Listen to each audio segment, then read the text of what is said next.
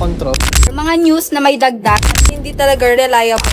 Yung mga irrelevant stuff po na nire-report or Medyo bias po and exaggerate po yung ibang interview po sa news at saka po yung binibigay nila sa Medyo nakifilter yung Marami pong link na kumakalat and scams. Nagbibigay po ng prices, wala naman po siyang price. Fake news, websites na kapag kinilik mo, merong mawawala sa'yo or something like scam or identity.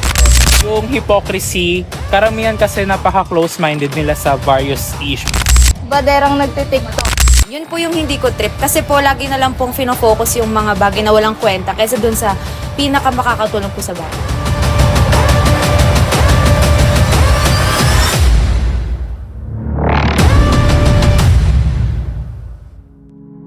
Sa Digital News Report 2023 na inilabas ng The Philippine Star noong June 14 ay 2,284 ang Filipino na nakilahok sa online survey na Comprehensive Global Study of News Consumption Trends.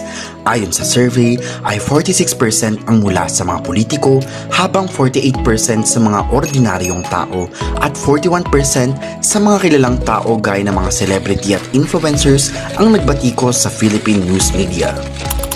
Ngayong taong 2023 ay kita sa DNR ang ugnayan ng tiwala sa balita at pagpuna sa media at isa ang Pilipinas sa mga bansang may pinakamataas na antas ng kawalan ng tiwala sa media.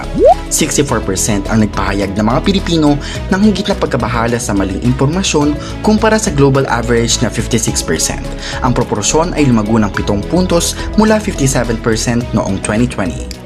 Masasabi ko nagtitiwala pa rin ako sa social media since I can still do some research on my own. Ako kasi ay mabusisi sa aking mga tinatanggap na mga impormasyon. despite na merong negative, there is also positive pa rin sa social media. So, safe pa din and also reliable pa din. Hindi tayo basta-basta naniniwala sa kung ano yung unang narinig natin sa news or sa social media. Pwede na po tayo mag-report. May mga news channel po na meron po talaga silang relevant evidence. Meron pa rin po mga person or other professionals na credible pa rin po yung nilalabas na information. Doon pa rin po ako nagtitiwala sa mga ganong station.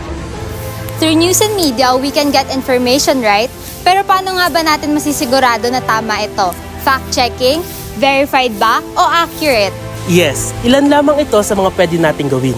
Hindi masama ang makinig, ngunit ang masama ay kung wala kang gagawin. Simulan natin ito sa gampanin natin bilang isang mamamayan. Siguraduhin na ang bawat impormasyon na pagkukunan ay mapagkakatiwalaan at hindi galing sa kung saan-saan. Kalakip nito ay magbasa muna, makinig, at manaliksik patungkol sa media and information literacy dahil ang mga hakbang na ito ay tiyak na magpapabalik ng tiwala ng tao. Sa dako ng news and media naman ay beripikadong hindi mawawala ang awareness lalo na ang pagpapanatili ng ethical standards sa pagpapalaganap ng impormasyon. Kaya't subukan nating buksan ang ating isipan na hindi lahat ay mali o may masamang intensyon sapagkat layunin ng news and media na maglahad ng impormasyong totoo, sigurado at palaging nasa punto. Sama-sama Nating ibalik ang tiwala at ipabatid sa lahat na ang News and media, kakampi ng balita. halina't magtiwala muli. magtiwalang muli. Magtiwala muli! Magtiwalang muli! Magtiwala muli! Magtiwalang muli. Magtiwala muli.